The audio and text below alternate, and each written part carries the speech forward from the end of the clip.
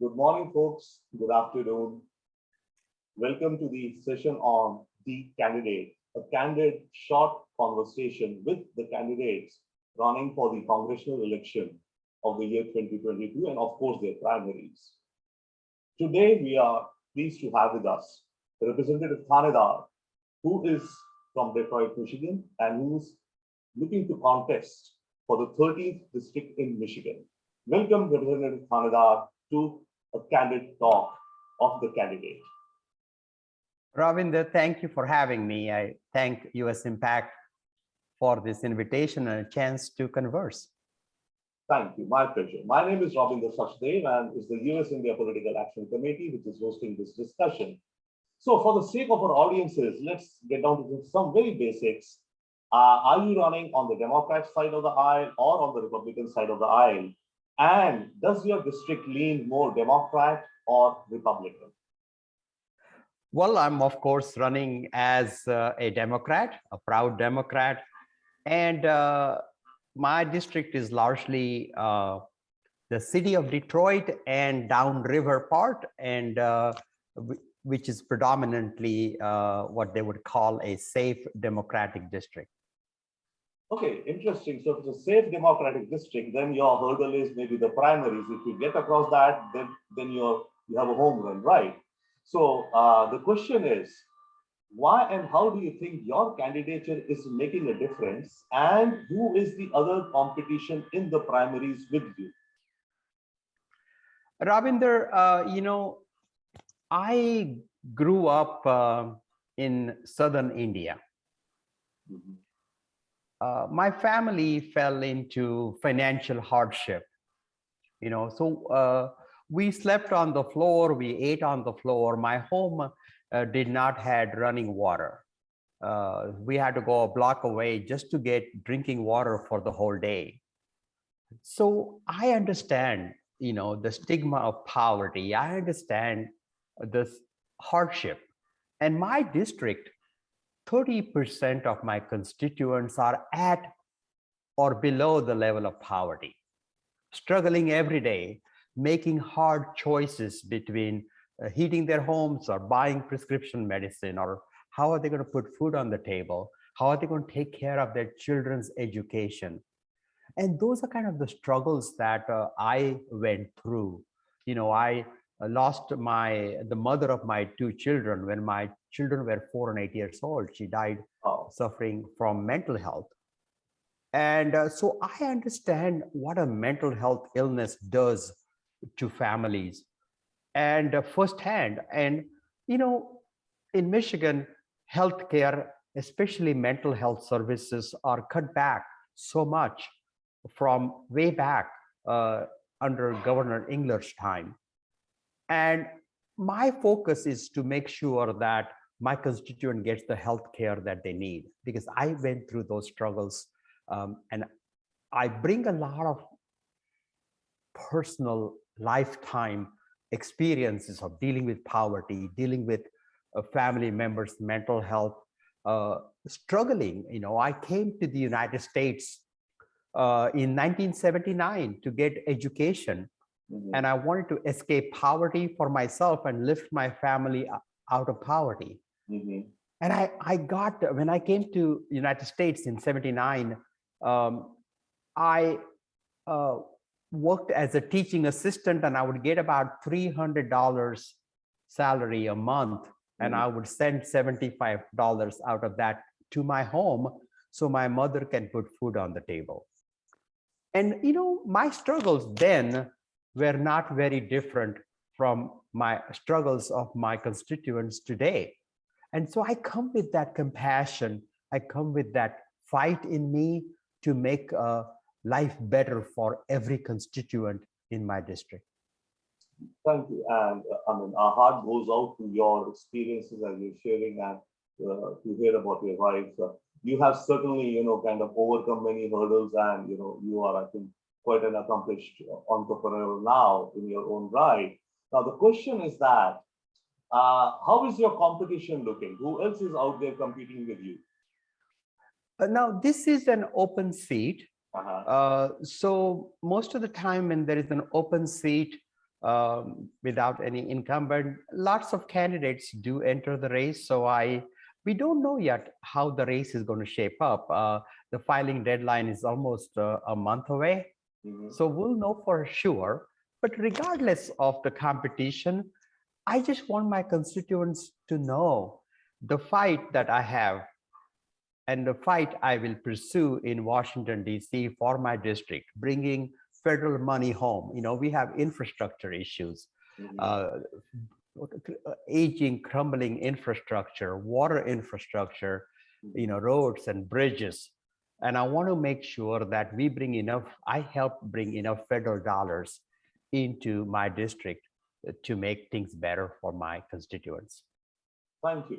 Okay, so let's say those are some issues that you've identified, like mental health, healthcare, and bringing federal dollars to the infrastructure, the civic or social infrastructure of the district, right? Those are the issues. Now, what is your strategy to win the election, let us say? Well, the strategy is very simple. You know, I just want to go and have as many conversations on the porch as possible. Right now, I'm collecting signatures so I can get on the ballot. And just last few days, I've been knocking on doors, talking to constituents, having, understanding their struggles. And many of them telling me how difficult it is to take care of healthcare for their elderly.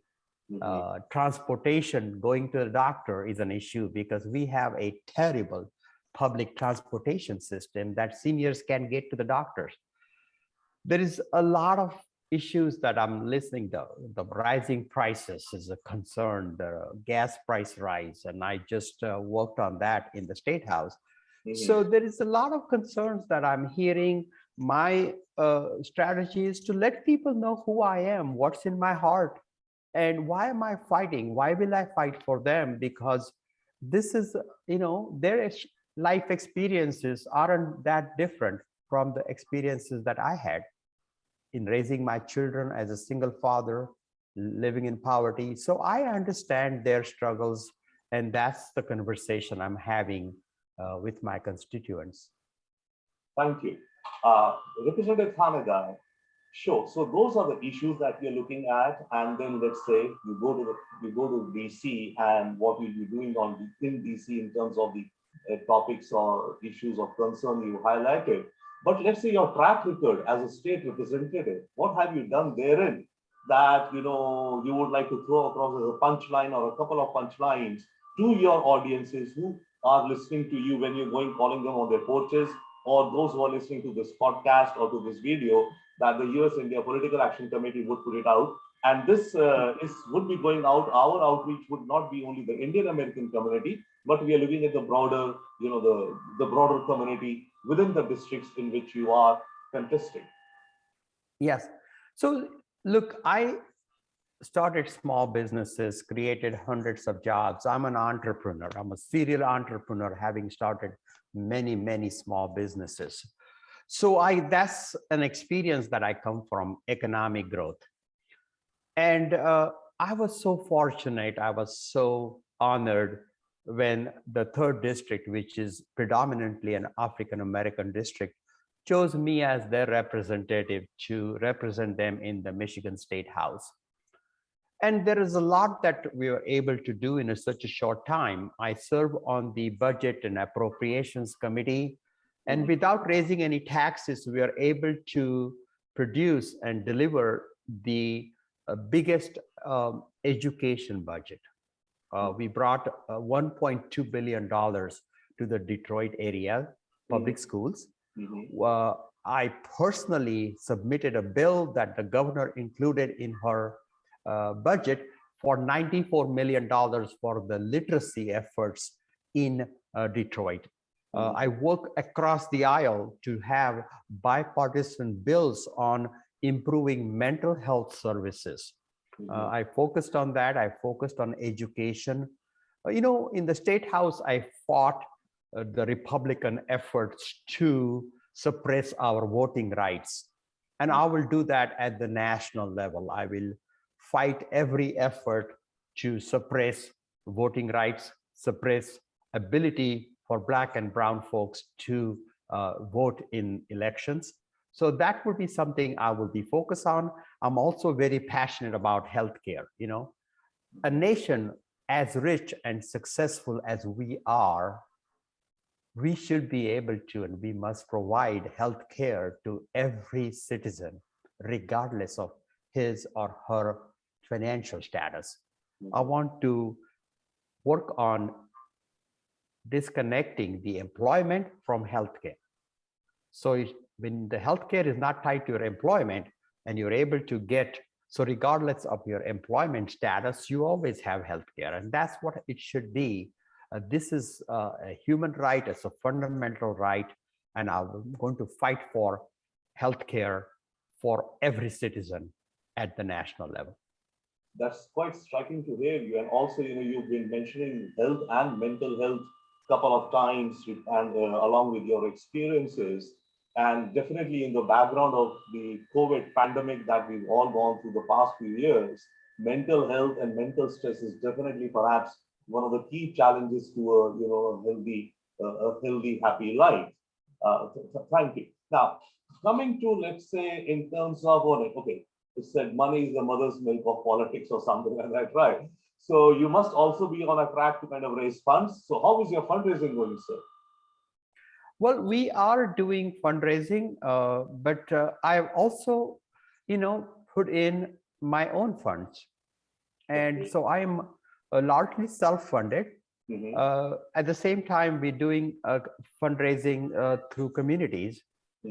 And what that does is it allows me to have that independence.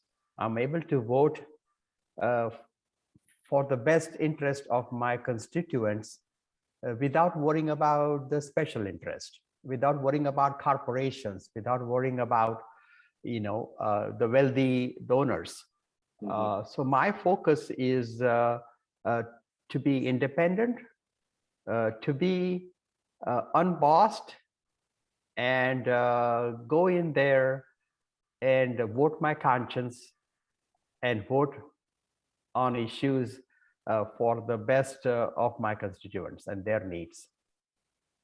Great. Two thoughts are coming to your mind as we are talking about funds and obviously necessity of any election campaign. One, broadly, how do you allocate your funds? What percentage would be going into communication or staffers, or what other are some big ticket or big buckets where you are allocating your expenditures for the campaign? Well, we'll do all of the methods and ways of communicating. I think the key thing here is reaching out to constituents, reaching out to people across the district. We representing 750,000 people, so we need to reach out and communicate to them by every possible ways, mail or in person, knocking doors. And so our funds will be used for all of that communication, social media, all of it. Sure. And since, this is a candid talk, somewhat we would like to know from you, how do you think your fundraising or the money you have is compared to what other candidates have? Of course, you would know to some extent, right? Because of the filings which are going on out there. So where do you think you are in that, in that space, in terms of the money raised with you versus, let's say, maybe someone else has raised n number of times more than you or less than you, or where are you around in the middle, or you're doing better than average, or you need to catch up? I think we still don't know that. This is still too early. April 19th is the filing deadline, so we really don't know all the candidates who would be on that race, and many of them have not filed financial reports. So I really don't know, but I think we will have sufficient funds to take our message to the constituents. We will have sufficient funds to reach out and talk about the fights what I will be fighting for. My focus on healthcare, my focus on education, my focus on economic development, and bringing federal dollars home. So all of that I want to accomplish, and I want to go out and let people know what am I fighting for, and also I want to listen to them. And I will hold town halls. I would have conversations at the door, and I'll be reaching out to people throughout this campaign. And if I'm so honored to be elected, I will be accessible and available to my constituents while I'm serving in the Congress. Thank you. In fact, you partly said what I was going to ask you to say or request you, your views. Let's say, because this is also, I would say, part of the conversation or outreach or outconnect with you, with your, constituency or whoever is listening to this particular programming. So my question to you would be that, focusly on, let's say, fundraising. What would be your, let's say, 1 minute or a 1.5 minute message to folks from whom you would say that, okay, guys, come on, help me out, contribute to the campaign financially? What would be your 1-2 minute message? You can dig deeper into it. 2 minutes, maybe 3 minutes. Yeah, well, I have the passion. I have the lifetime experiences being an immigrant, having lived 25 years of my life outside of the United States. I come with global perspective. I come from perspective of having dealt with poverty. I come with perspective of struggling for achieving American dream, and then finally able to achieve my American dream with some hard luck and some good luck.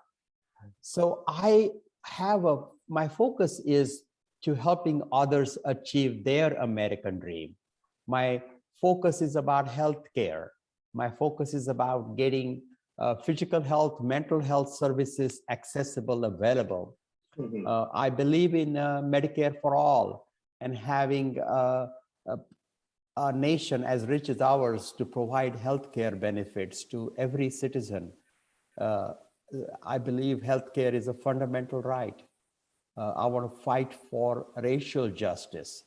For generations, because of racial discrimination, minority communities have lived, African Americans have lived without the opportunities for economic growth, without the opportunities to get good quality of education. And in my case, education helped me pull myself out of poverty. And I want to help others achieve their American dream, their ability to get good education, good health care, have the fundamental rights, voting rights. I'm going to be fighting for workers' rights, women's rights.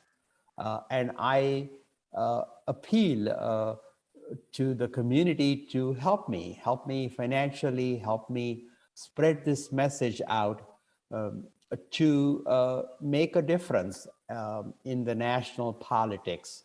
I would be a different congressman. I come with, I'm a scientist. I have a PhD in chemistry. I'm a serial entrepreneur, having started and run many businesses, created jobs. So and have lived across the globe, lived in poverty. So I have unique experiences that make me a good representative, someone that would have the passion and the compassion to help others. And that's what I will be in Washington, D.C., working every day. In my state house job, I have not missed a single session. I have not missed a single voting opportunity. I have 100% attendance record in committees, on committee votes and House votes. So I take my job seriously. I'll go there every day, every session, every vote, thinking about my constituents and working for them, fighting for them to achieve racial, social, and economic equity. Great, thank you. I mean, just 2 more questions perhaps, but I'm definitely struck by your mentioning of passion and compassion, and I think both of those come across in this conversation that we are having. Your passion towards the job and towards the cause that you want to carry forth, and as you mentioned that you kept your attendance record pretty good. Excellent, sir. and the compassion about which you talk, which obviously healthcare and mental health issues. So definitely wish you good luck. But a couple of more questions. One is that okay, you might be having definitely several good friends and colleagues and all and endorsements who are endorsing your candidature, right? Are there any some names that you would like to share with our audiences, which could be familiar with? Some of them maybe, of course, would be your local regional, but any such endorsements which you would like to share or which you're expecting to come up for your candidature? Yes, yes. This is a little early. Yeah, And ultimately, the best endorsement is the voter sure. voting on for me on August the 2nd in the primary, Mhm. and then November 8th in the general election. But I'm fortunate, several of my state representatives are supporting me. State Representative Cynthia A. Johnson, a Democrat from Detroit, a African American representative in the House, Mhm. has endorsed me, and I'm so grateful to her because Representative Johnson and I recently worked on two reparations bills. And I'm going to work on reparations in the State House, and I will take the reparation fight to the federal level as well, national level. Mhm. There are many other representatives that are going to be endorsing me. I expect a lot of endorsement from community members, activists, Mhm. and it will be coming. But most importantly, as I look forward to the support of my community. I got in a race that had 6 other candidates for my state house. Mhm. I won that race, and I appreciate the trust and the faith that the residents of 3rd District put in me. And I hope to get similar support across the 13th District uh, to be a member of the United States Congress. Thank you so much. I have just one last question, but before that, would there be anything else you would like to touch upon, which you would like to share? Because as once again, I'm mentioning that this podcast would be shared with via our US India Political Action Committee, various channels and also the video. And we'll share it with you also so that you can share it with your friends and family also. So would there be something you would like to add, which can be then shared and spread out? Though I think you pretty eloquently listed out what you want to convey. Is there anything else that you would like to share, sir? You know, politics today, people have a lot of distrust uh, in politicians and politics because our politics now is held hostage by corporations and the wealthy. And, I'm bothered by the huge influence of dark money in our politics. The, the outside money, the special interest money has corrupted our political system, Mhm. and people have been marginalized, especially Black and brown communities. Uh, there is not enough representation of all of the people. A lot of the times, the corporations and the big money control our politicians and our government. And I want to fight for the common person. My focus is going to be, and my independence allows me to uh, fight for every person, whether they have lobbying or not, and fight for every constituent, especially those that have been marginalized, especially those that have been neglected or overlooked. I want to be the congressman for every constituent of mine and take their fight to Washington, D.C. And I want them to know that I'm there for them, and I'm there to listen to their needs and their concerns. And I will listen to that now, and I will listen to that as their congressman. Thank you. The last question now, I'm sure, I wish you and all of us here at US India Political Action Committee wish you all the best in your endeavors. But the question is, fate we never know. So supposing come the day of the primary and you lose out, what next? Well, I will continue to uh, do public service. I entered public service after a long and successful career as a serial entrepreneur running small businesses. Mhm. But then now my family is doing well. Mhm. And I'm grateful for what this great country of ours, and especially the love and appreciation I've received in the Detroit area. Mhm. And I want to give back.